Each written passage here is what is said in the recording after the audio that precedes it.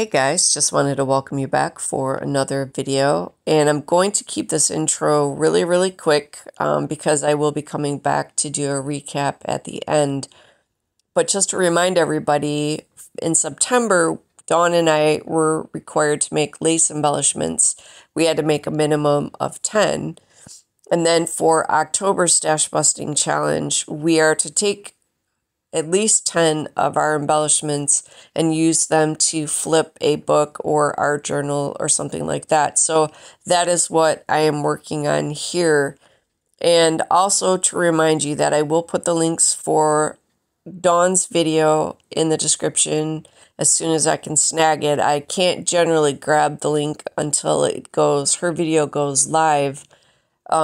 She tried sending me a link before, to copy it, but I don't think it's active until it's out, but that's okay. I can add it in as soon as it becomes available. And then also, if you did miss September's stash busting project for the two of us, I will link our videos for that down below as well. So if you did miss it, it's not a problem if you wanted to stop here and go watch that first to see what we did.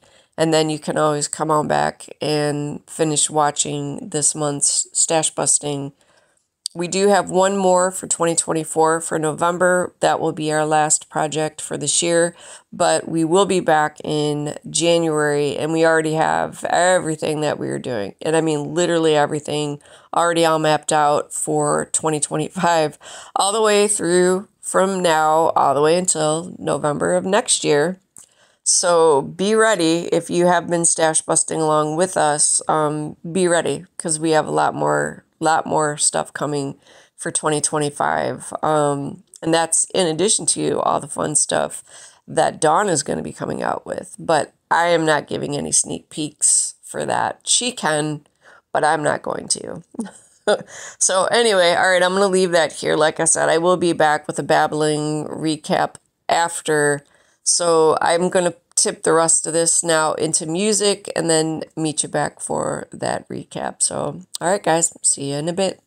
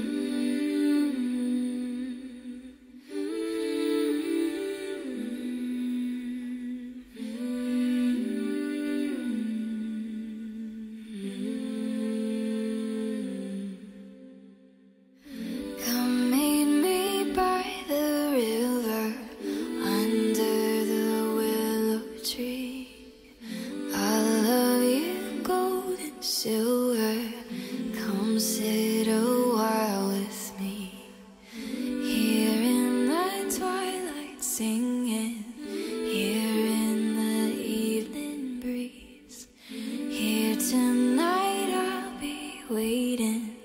Come sit a while with me.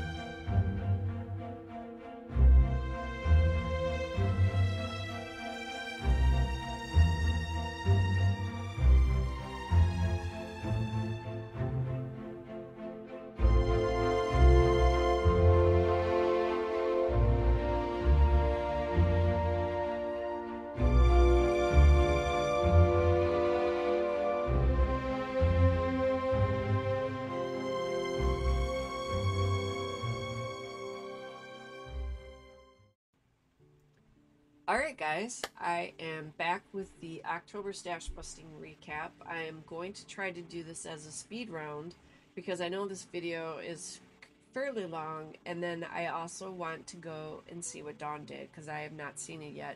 We try really very hard to make sure that we don't see what each other is doing. One, because we don't want to influence each other. I don't mean that in a bad way, but you know, when you see somebody doing something, sometimes it kind of creeps into what you're doing. So we try to make sure that we surprise each other each month with what we've done with the challenge. So if you remember, September was making the lace clusters, and I will link her video and my video down below in case you haven't seen those yet. So technically this is kind of part two from what we did in September. And then for this month, we had to take those embellishments and flip a book or journal cover. So that is what we did here. Now, again, you got to go see what Dawn did. So definitely, if you want to see what she did in September 1st, like I said, if you haven't seen it yet, go watch that. The link, like I said, will be in the description box below. Then you can come back and watch what she did for this month and how she used them. So I was only able to make 10. There was a whole lot going on at the time when I was doing the September project, which is fine. I mean, 10 was good. This was something new. If I've made lace clusters like this before, I don't remember, or it's been long enough that I don't recall, but I am 90% or 95% positive that this is something new that I've learned. You know, typically I just use lace in doing accents to cards or in mixed media or tags or something like that. But I've never just sat down and made a lace embellishment that I can recall. So this was very fun. It was very new, and it also was another opportunity of mixing and matching colors and putting stuff together and building my color skills, I guess, for lack of a better word. And this one, you can kind of see I really didn't quite know what I was doing initially, but I did find a video to kind of point me in the right direction. So riffing off of that, then I just sat down and started playing with what I got, and I got some pretty good results here. And in any case, like I said, I'm trying to keep this for the speed round, so let me get into it.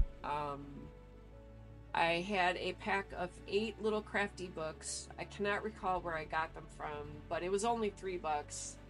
And the covers and the papers inside are really thin. It's just for kids, for, you know, doodling in or whatever they want to do with it.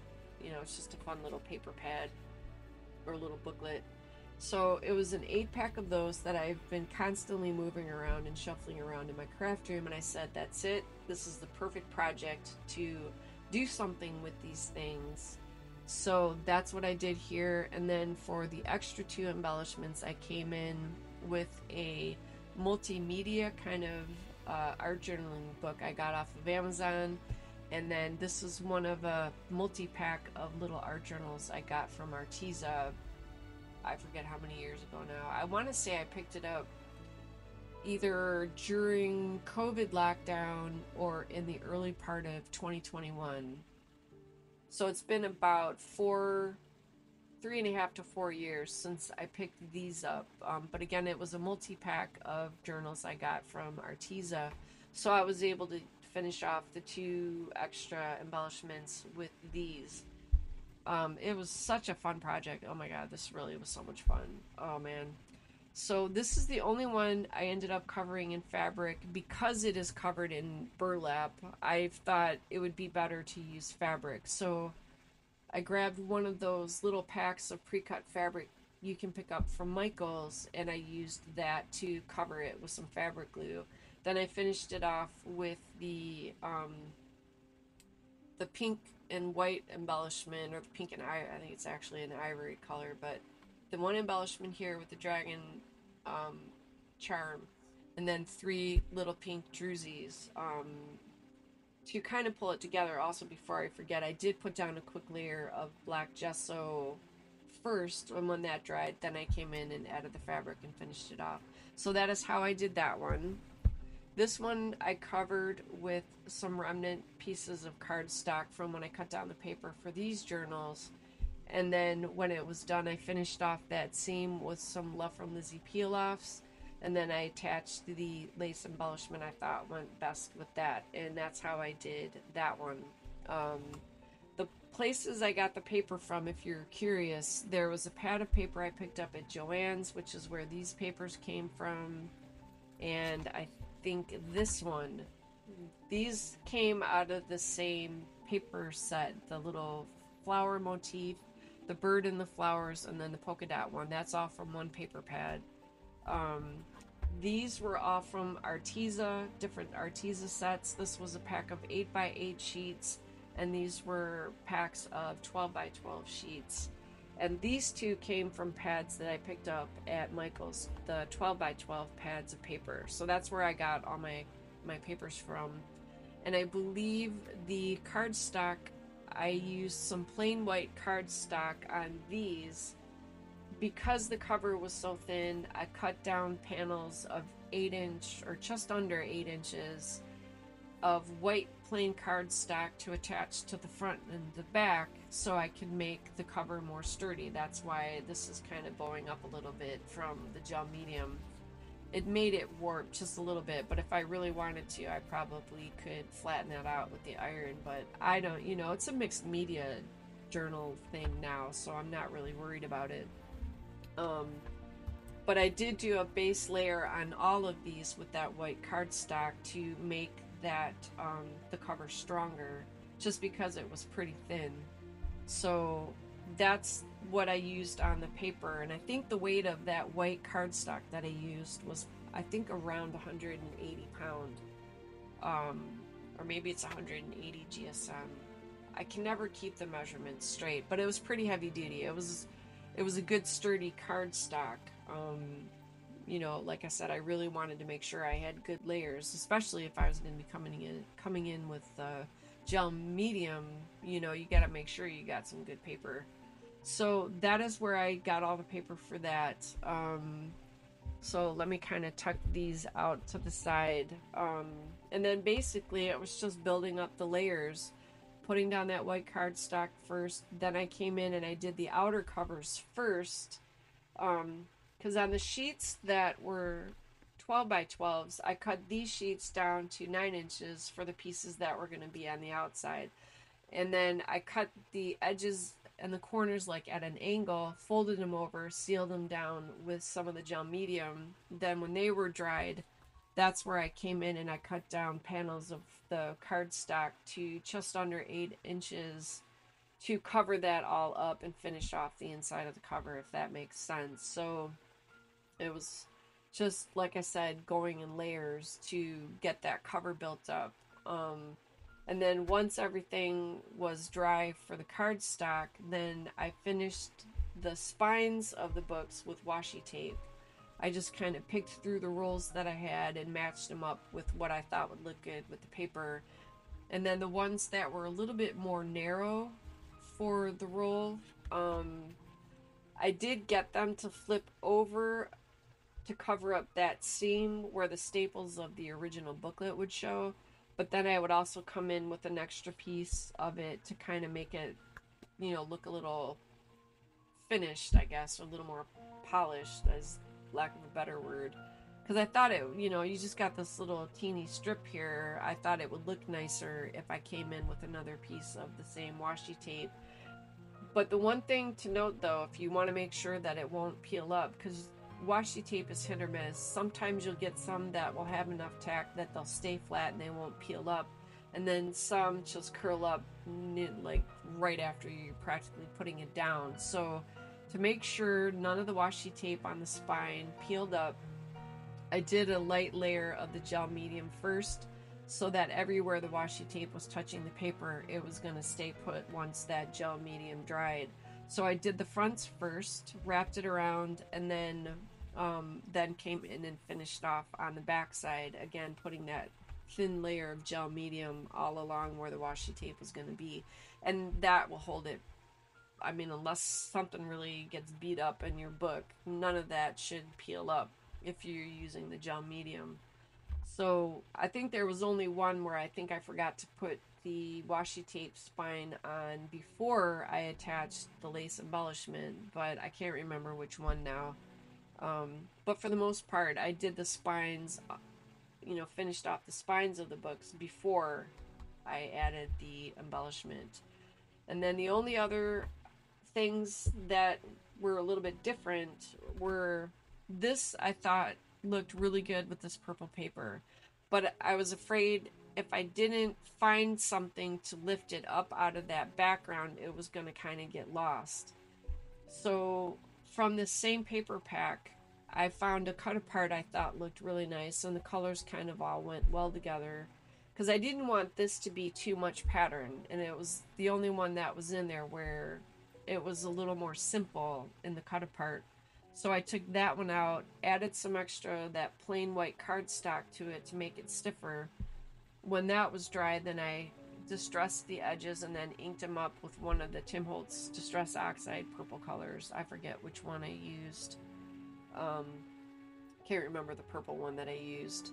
And then once that was dry and everything was set, then I came in and added the embellishment. And I think that worked out really well. So I can still see the really pretty paper because I love that pattern, especially with the gold foiling. But I didn't want that to get lost, if that makes sense. So I'm really happy I was able to find something to separate them so that way they work together rather than, being one big little hot mess there. And then the only other thing, this was the very first one that I made, is kind of to get a feel for what I needed to do. So this one, I was not crazy about the pockets once I put them in there, but I think I'll keep this one just because it was sort of the prototype. So I'll just add it to my little art journaling stash. So I didn't do the pockets on any of the other booklets. And then the other mistake that I made was because this paper is so thin, when I added the gel medium to attach the washi tape to kind of finish off that spine or the seam on the inside, it started warping the paper, especially in the back. It's where you see it the most. So for this reason, because I didn't want to end up damaging the pages, I didn't add anything on the inside for the washi tape to finish off and cover up that seam here, because you can see here where it started wrinkling and started damaging the paper. So again, I'll just keep this one with my stash. But I did do on some of them, if I thought it needed a little something, sorry, I didn't want to knock everything. On some of these, I did fill that seam with some color. This one didn't need it. Ooh, gosh, sorry. Did this one? Yeah, this one I did. I initially tried using one of those smaller dome daubers. I think I had one here somewhere. I usually have something right by my desk. Yeah, I made the mistake of using one like this size, and it was a little bit of a hot mess. I mean, again, because it's a mixed media journal, it's not going to be that bad, but yeah, here you can see it got color way up on the other side of that seam and getting into the paper here, and I don't know, it just looked a little too messy for me. So when I did the next one that I used color in, like this one, and I think I did it, I don't think I did it on this one. Nope, I didn't need it here. I used a really fine, I think these are actually used for when you're doing nail work, painting nails or cleaning up the edges when you paint your nails or something. These really fine point Q-tips. I used those in the ink and then came in and used those as like a brush along on the inside, because this worked even better than even a teeny little, like one of these. This actually worked better than this teeny little brush. So you may see that. I think that stayed in part of the footage. I can't remember for sure, but grab whatever, man. Sometimes you just get whatever's within reach that will get the job done, and there you go. So Q-tips have another amazing use. So that's where I kind of finished off the seams on a lot of these where I felt it needed it, rather than using the washi tape. So you get another little detail in there, but it doesn't damage the papers that are on the inside. So the bulk of these are going to go, probably I'll just put them out at the craft shows this fall, as a little grab and go gift, because it's cute paper. I mean, as long as you're not doing anything heavy duty with like watercoloring or something, these are perfectly fine for sketching, coloring, you know, whatever. As long as it ain't too wet, you're good to go. So I thought these would be cute. So I'll keep this one, my little prototype. But that was an overview of what I did, in case you didn't watch the process part of it. If you just skip down to, you know, where we get to the part where we're showing you what we did, just, you know, give you a little bit of background. But it was very fun, and I definitely cannot wait to see what Dawn did. So thank you guys so much for hanging out. It is always so much fun. Definitely don't forget to use the links down in the description box below. Everything will be there. And then we have one more for this year, which is crazy to think about, that it's already October. Like, seriously, when I stop and I think about it, it feels like we were just coming out of New Year's last week, and it's already October. It is nuts how fast this year went. So we have one more stash busting project for the year, and it's going to be a pretty big one. So if you're having fun with the series that Dawn and I are doing, you definitely are going to want to catch that one. So we are taking the break for December, but we will be back in January. So if you are doing stash busting along with us, and I really hope you are, so does Dawn. I know we say that when we do our videos for this. We really, really, really, really want to encourage you to do your stash busting. So if you have been doing it along with us, take December off, and we'll meet you back in January, because we are literally already locked and loaded for next year, like all the way through November. And wait till you see some of the hijinks that we get up to, man. It's going to be another riot. We have had so much fun with this, and we both agree, as chaotic as our schedules have been most of the time for this year, the one constant is that we have done a tremendous amount of stash busting, either in this series or the stuff that we do on the side or even behind the scenes. And it has felt so good to be able to get in and use all this stuff. I am like seriously starting to make a dent in, and again, if I didn't already say it, I think my brain fell out like an hour ago. So in any case, hopefully you guys really do. If you haven't yet taken advantage of the stash busting, we really, really hope you do. So like I said, rest up. If you're going to jump on this bandwagon, rest up in December, and we will meet you back in January. So take care, you guys. Stay safe. Yeah, we'll just see you next month at our next and final stash busting for 2024. And I will definitely be seeing you in the next video.